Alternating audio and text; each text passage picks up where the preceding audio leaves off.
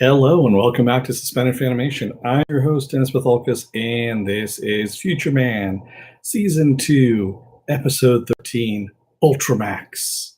Dun dun dun. And it's the season finale, unfortunately. I've been drawing it out as much as possible, but this is the season finale of Season 2, and we still haven't heard about a Season 3 as of yet, which, kind of worries me a little bit, but at the same time, it's Seth Rogen's production. I don't think we're, going to be missing a season 3. I think we're going to get one. I'm just hoping to come sooner rather than later. And I'm hoping that they're going to be at Comic-Con as well, because I would love to go to their panel, if they show up there, because they're just awesome. So before I start here, let me just say, spoiler alert, I am going to spoil the episode. If you haven't seen the episode, which has been out since January, why in the hell have you been waiting this long? Go and watch it. Sign up for a free 30-day trial at Hulu. You can watch Season 1 and Season 2 if you don't know what the hell I'm talking about. It's one of the best shows on TV. Go and watch it, and then this will become a video later on. You can comment down in the comment section. Thank you, Viking Bitch, for the paddle. See, I didn't even hit myself in the head this time around. See, I've got a lot more room here to play with. There you go. So, where were we?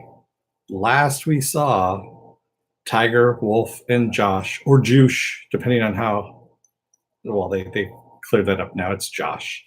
Have been taken by the Santa Clarita Time Police. So, yeah, I am getting good with that thing. I have a lot more room, like I said, to play with now with the microphone being back here. So having the microphone here near me is a lot easier than dealing with it in front of me. It was just too much in the way. There's all kinds of crap in my way. I've got all kinds of crap around me as it is. This looks like I have a lot of space behind me. I don't. I'm actually almost shoved up against this thing behind me here.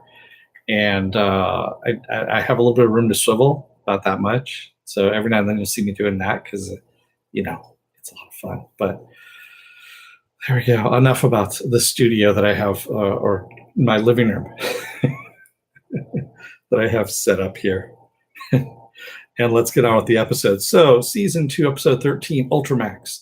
Like I said, Tiger, Wolf, and Josh have been arrested by the Santa Clarita Time Police for time crimes. And we see that they're on Damnation Island in the year 3491 AD.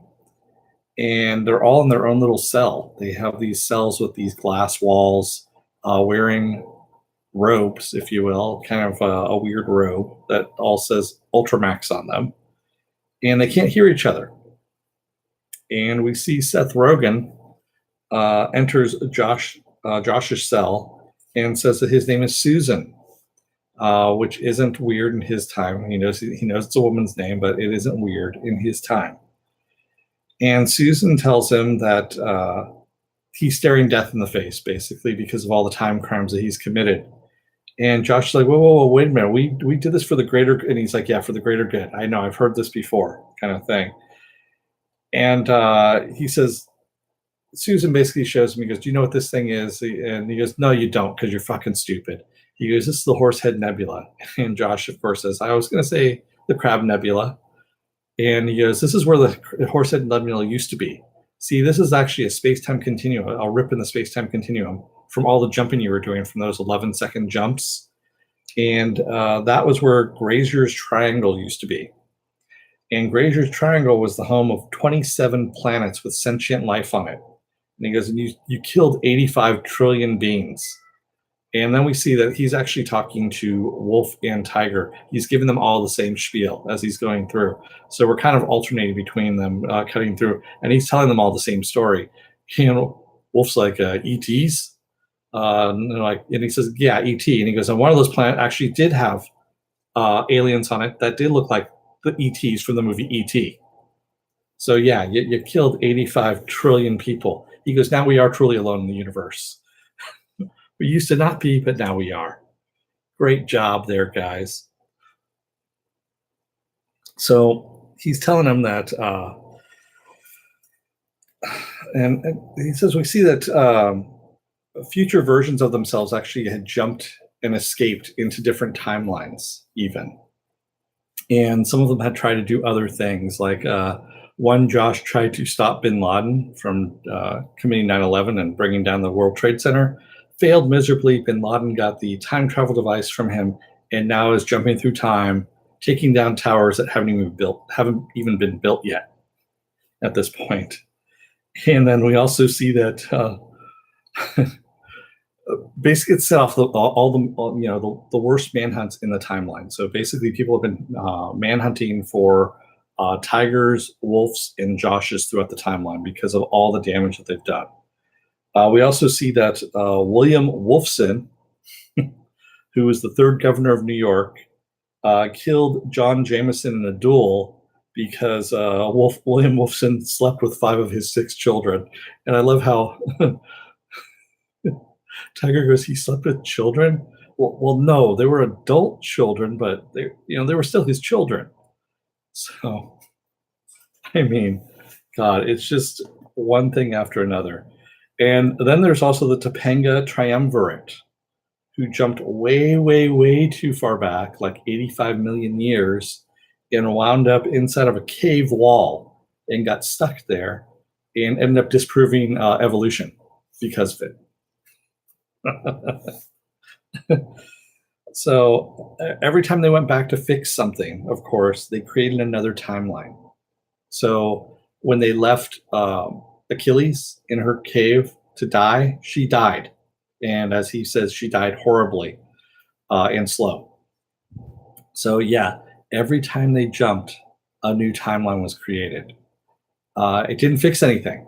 So everything that happened in their, the timelines that they left happened. And they just jumped into another timeline where they stopped it. But yeah, kind of a fucked up thing.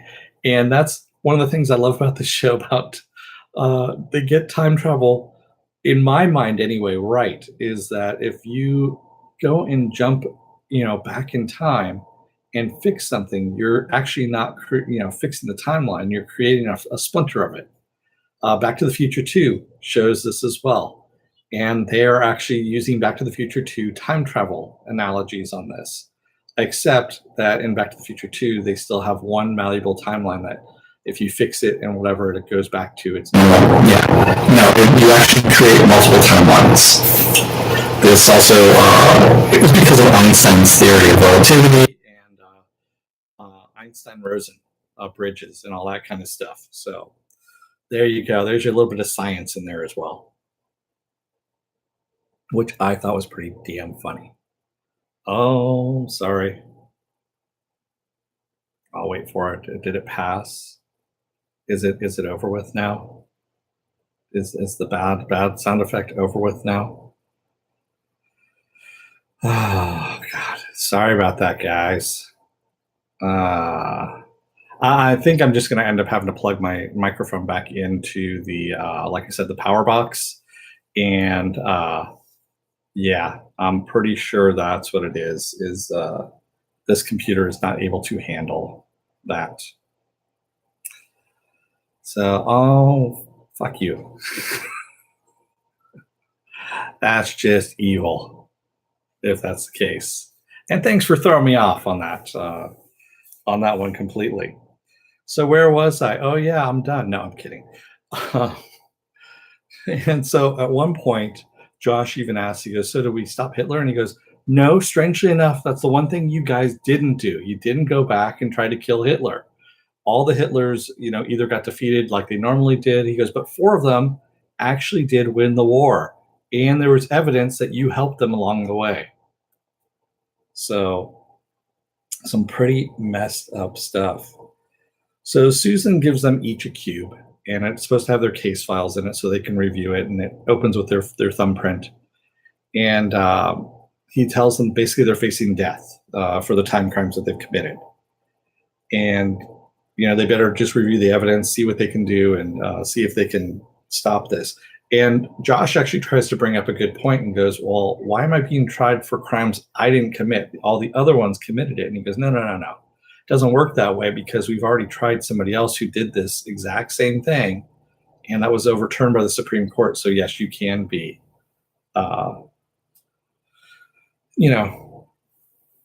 tried for that one. So at one point, Susan leaves and comes back, and he asks Josh, he goes, "Did you even take a look at your files?" And he goes, "I tried to, but the neural interface made my nose bleed." So yeah. So he says, "You know what? I'm after really a higher value target." And he kind of looks over at Tiger and Wolf and wants Josh to turn over on them. And Josh is like, "No, I can't do that. They're my friends. They've helped me through a lot of stuff." And we see that, of course, Susan is offering the same stuff to Tiger and Wolf, that if they roll over on Josh and let him die for the crimes, they're going to be let go. And of course, they're like, "Nah, we can't do that to the little guy. We don't like him all that much, but we can't do that to him." So we see that Susan's talking to Josh again, and he says, "You know what? I don't know why you're protecting them. They abuse you a lot." He goes, "They don't even respect you, and they call you names and all this kind of stuff." And then he lowers the wall between Wolf and Tiger. And Josh is like, "I see what you're doing. You're trying to play me against them." And he goes, "You want to listen in on what they're saying?" And of course, they listen in on what Tiger and Wolf are saying. And Tiger and Wolf are standing there kind of side by side, and they're smiling and nodding at Josh as they're talking about, shit about him. And at one point, Wolf says, "You know what? You should have killed him when we got into the lab." And yeah, Slurmy Scott, we know what you mean by you're going to roll over on Josh, especially when he's got Wolf's equipment. That's all I'm going to say. So Susan ends up visiting Wolf and trying to bribe them with a recliner and some cigars. And then we also see him doing the same thing with Tiger. He bribes her with a couch and a record player with some of her favorite records from the 40s and 50s. Of course, it's a record player she's not familiar with, so she scratches the record a little bit. And he sweetens the deal a bit more. Like, he's going to give Tiger the name of her birth parents and where to find them. And they're going to send her back, so she can find her biotic parents. And then also Wolf's bribe is that they're going to set him up with a restaurant and some funding money to, some seed money to start that thing up. And then also some really good cocaine, not the crap stuff that he was butt chugging earlier, but some really good high quality cocaine. And they've also gotten his penis back from one of the dead Joshes that had escaped into the timeline. And they went and harvested it, and they have a really good penis swapping out technique. And I love how he even mentions that it's 19 and a half pounds. And Wolf says, "Yeah, I know." Which is just wrong. I mean, just completely wrong. And they have it vacuum sealed in a bag. It's just wrong. But you know what? They needed to whip out the prosthesis one more time for everyone to see. And, season finale is as good a time as any. Oh, actually, I think I heard a little feedback there. Was that just another feedback loop there? Because I thought I just heard something, but maybe that was just me. Oh, man. No? Okay, great. Perfect. I guess it just happens once once a stream. God, it's going to suck. So Susan gives Josh the offer. Basically, he says, if one of you dies, then, two of you walk free. He goes, otherwise, all three of you are going to die. He goes, in this little spray bottle that I have, it's flesh-eating acid. He says, it's going to be served, and during your last meal, when the dessert salad comes out, it'll be there on the tray. The lights are going to go out for a couple of seconds, so you have anonymity, and you can spray whoever you want in the face. All you have to do is kill one, and the other two get free. I'm only offering it to you. And of course, he offers it to Tiger and to Wolf as well.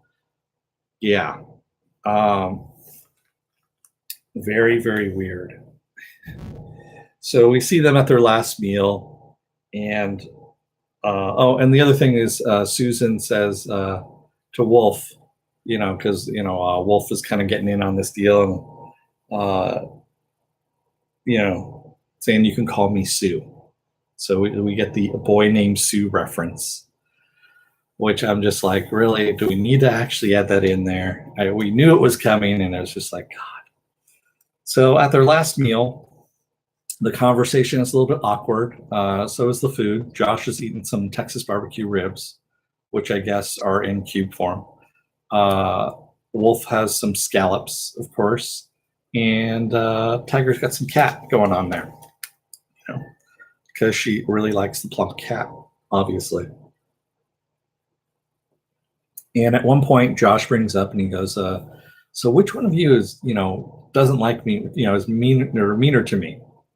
And then he starts talking about what's happened, over the past 2 seasons, and how that, Wolf has saved him, but that, Tiger's like, oh, well, that's easy. I hate you more. He goes, Wolf is more verbally abusive to you, but I have this seething hate inside of me. And he goes, yeah, but at James Cameron's house, you're the one who went rat hole with me to save my life. Which is great.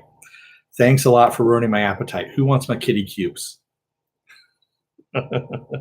Which I'm thinking about using on the next date.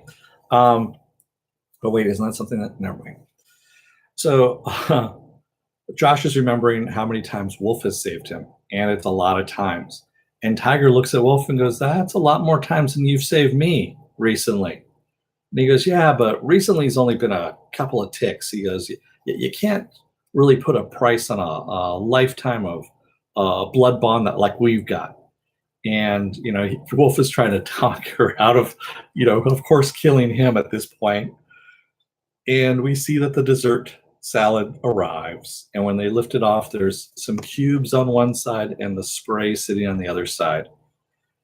And, they have a final toast, which is kind of an ominous toast about, death and what's going to happen next, that kind of thing. And the lights go out and we see them grab the spray and we hear the spray and they're screaming, oh my God, my face.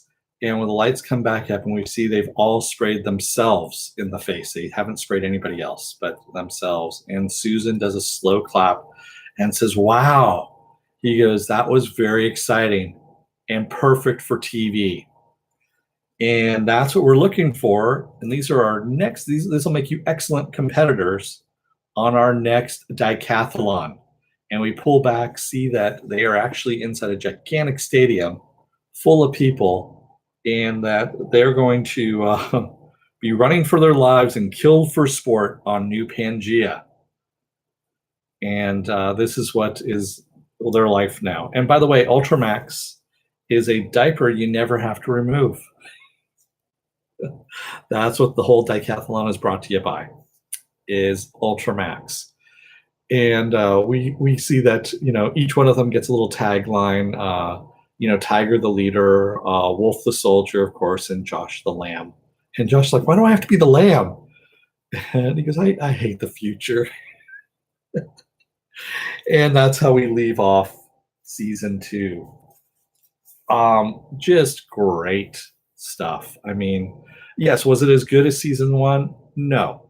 Season 1 was knock it out of the park good, but that was because it was something that hadn't been seen before. But season 2 is still just as good. I mean, it was actually really damn good.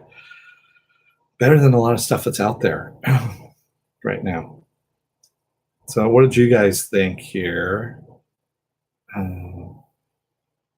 Viking Bitch, she doesn't need to see the next, hasn't seen Future Man, doesn't make any difference.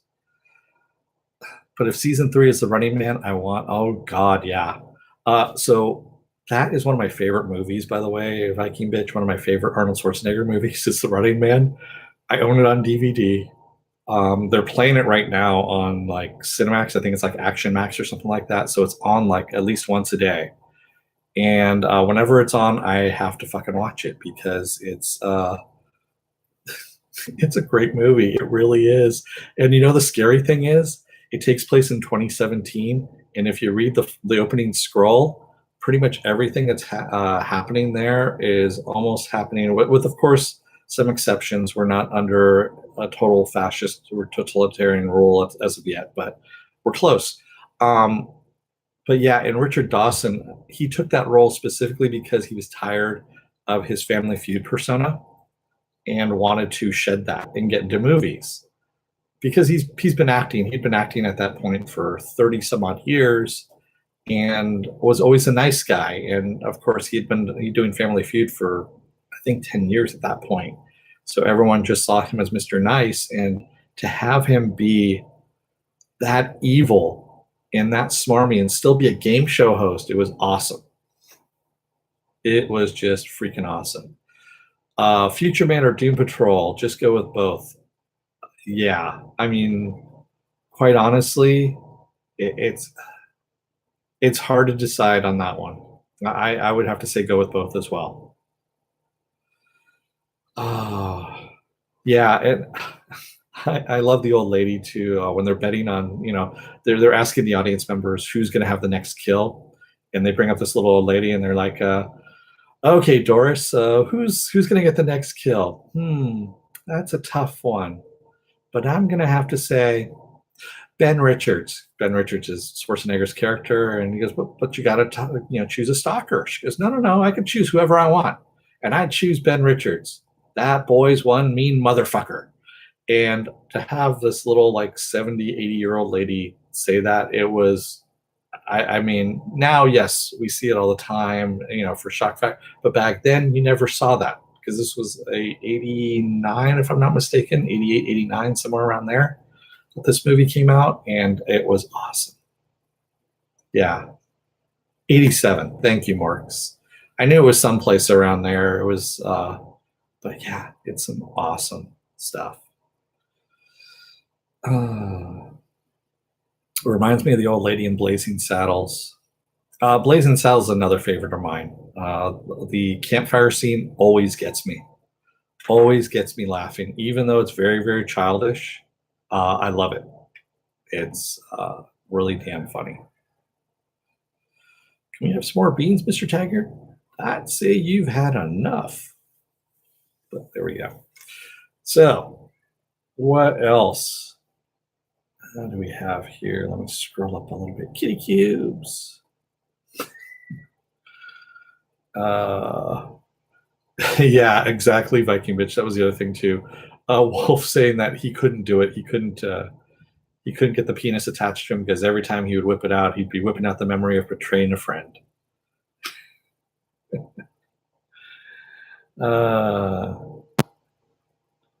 Stanley Tweedle says, but I thought it sounded a little like a maxi pad when I watched it. Yeah, Stanley Tweedle. It was kind of funny. When they're talking about Ultramax, first he says the diaper, but then they also mention it being used for periods as well. So I think it's kind of good for everything. They were not too, not too discriminatory on that one. Viking bitch says this episode has to be setting up for next season. I think they may top themselves. I hope so.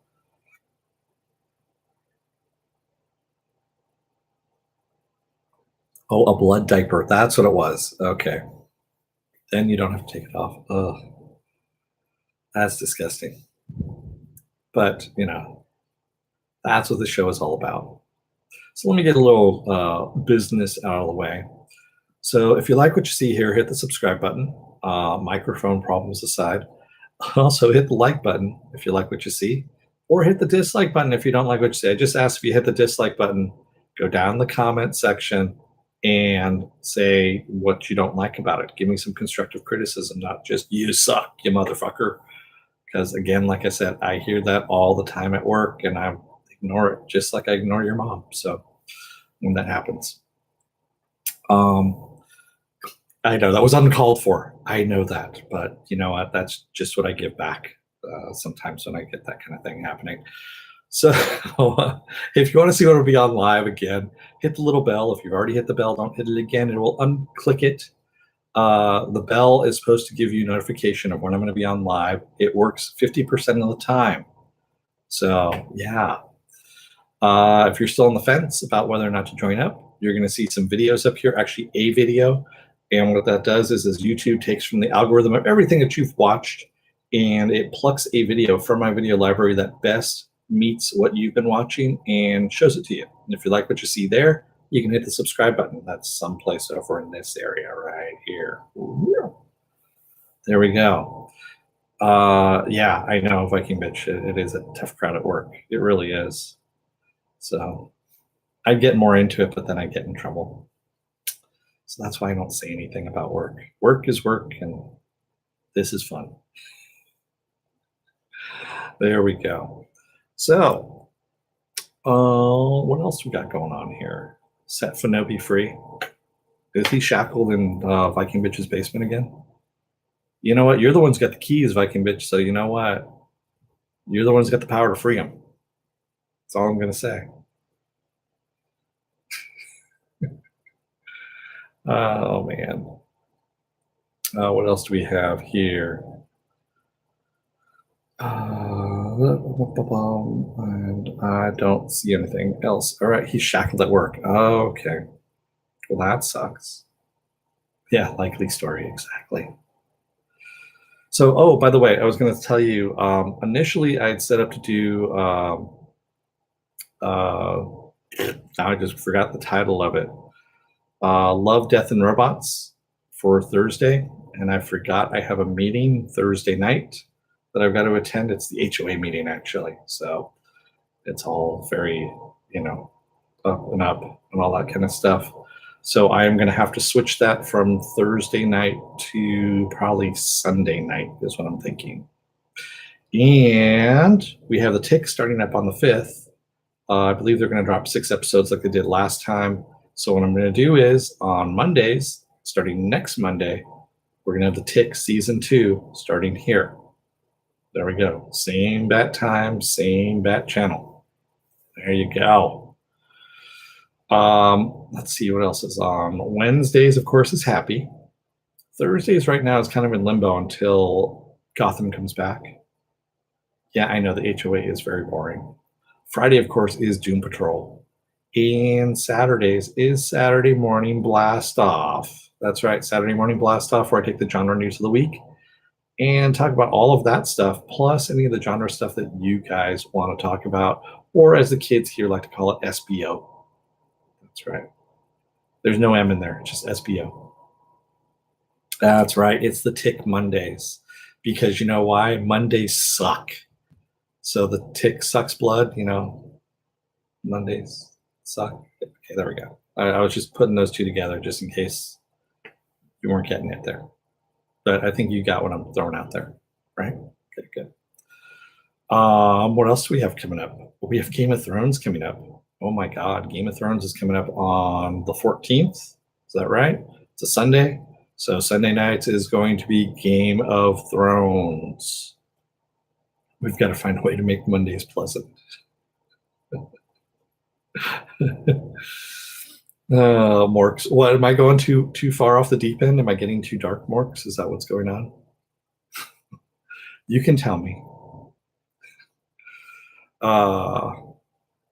You're not very excited about the last season of Game of Thrones. I'm not either, to tell you the truth.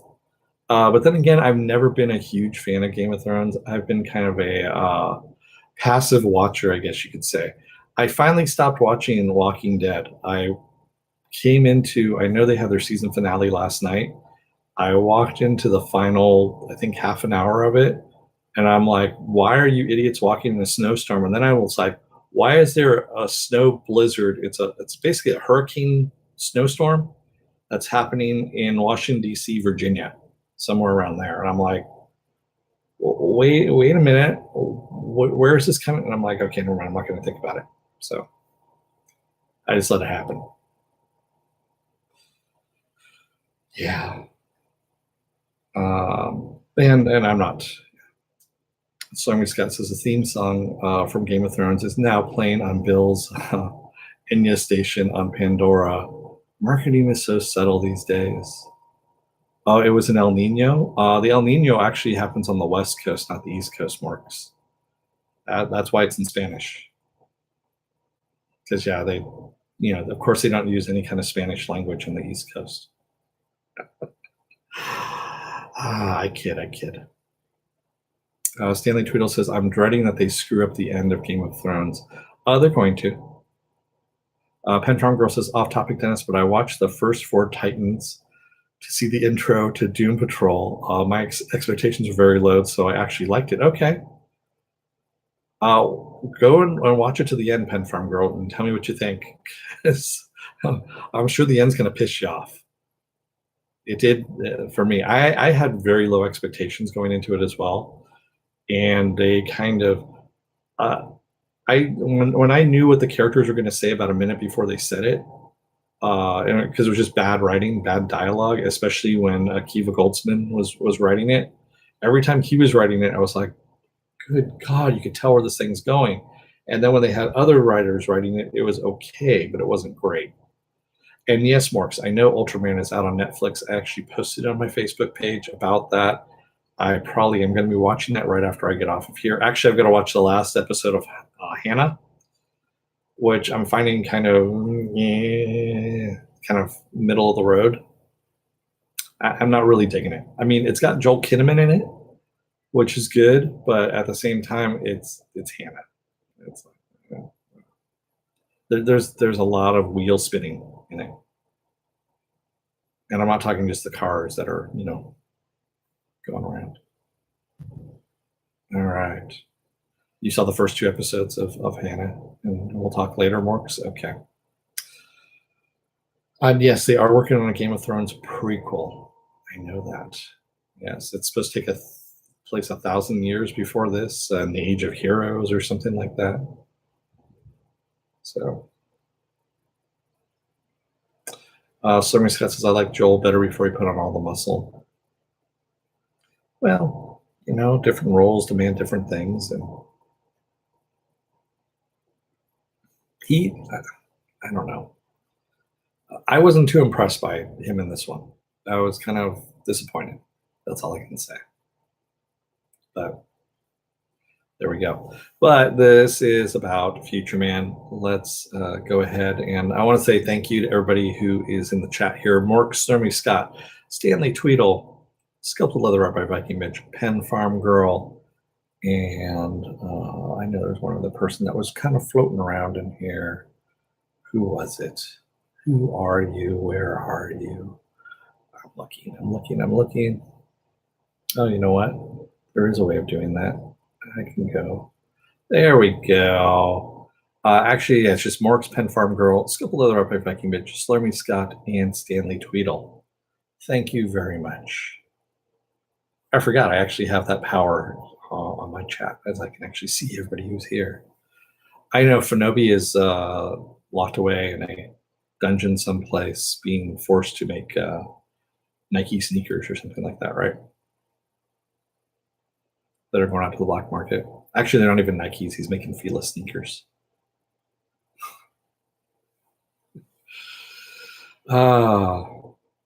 Yes, everyone can go and sleep now. He's being forced to watch Counterpart again. That's not a punishment. Counterpart's awesome. I'll watch Counterpart again. Anyway, with that said, take a look at the videos. Hit the subscribe button over here. Like what you see. Hit the subscribe button. Other than that, I'm going to let you guys go for the night. Thank you. I'm almost up to 200 subs. Thank you very much. Video, subscribe. Talk to you later. Don't let the door hit your ass on the way out. Otherwise, you may be bribed with a penis that was taken from a dead Josh. Thanks, everybody. Good night.